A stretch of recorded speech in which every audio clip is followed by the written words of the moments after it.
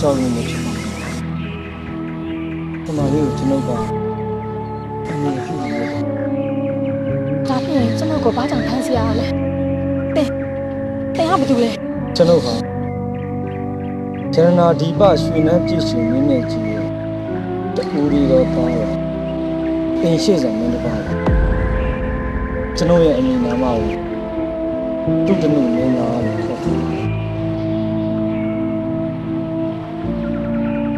ဒီမှာလေးကိုမြင်ဘူးပြည့်ယူချင်တယ်။ကိုယ်ကိုဖမ်းဆီးနေတယ်။ဒီနေ့ကိုကြည့်အောင်ဆိုတင်မင်းနဲ့ဆန္ဒပြေသွားတော့ပါလိမ့်မယ်။ကျွန်တော်ကိုပြန်လွှတ်ပေးပါ။ ဒီမှာလေးကဟိုဒီတော်ကြီးကစာရနှပါတယ်ခြေတကုံကြီးရှိရတယ်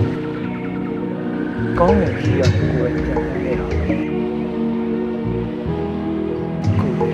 အဲ့ရလက်ကပဲကြောက်ဝင်လက်ကပဲကြောက်ဝင် ကြည်နေနေနေအဆင်းရှိတယ်တာပချုံနေတယ်တင်ကြရလာတယ်တင်ရဲ့အညီနာမကိုဘယ်လိုခေါ်လဲ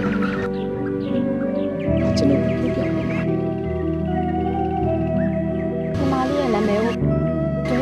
တွေးတယ်နော်လို့ခေါ်ပါတယ်။ဝေတော်ပြည့်ရှင်ဘယင်မင်းရဲ့တမီးတော်လား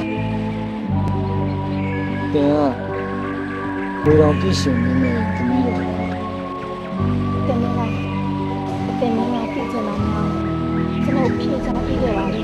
။ကျွန်တော်ကိုပြန်ခွင့်ပြုတော်မူပါ။ကျွန်တော်ကဝေတော်ပြည့်ရှင်ဘယင်မင်းရဲ့အထွေးဆုံးတမီးတော်ပါ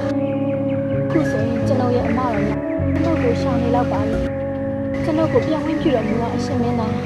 ။တင်တို့ရဲ့မွေးရထံဝေတော်တင်ပြန်လို့ရဆိုတော့ပြန်နိုင်ရရှိပြီလား။ရှင်မင်းသားရဲ့ဖုံးလိုက်ရုံနဲ့ငကပဲကြောက်ခွင့်ရဲ့အစွမ်းကိုကျွန်တော်ရင်ဆိုင်ဝင်ပါအောင်။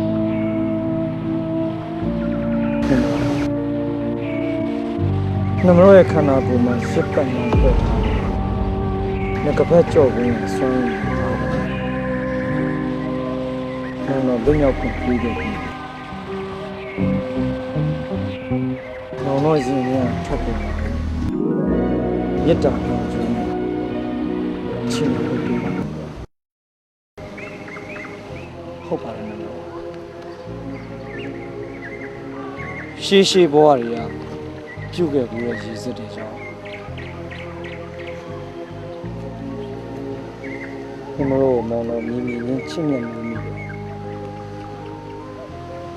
မောင်တော်နဲ့အတူစရဏဒီပရွှေလန်းတော်မြင်း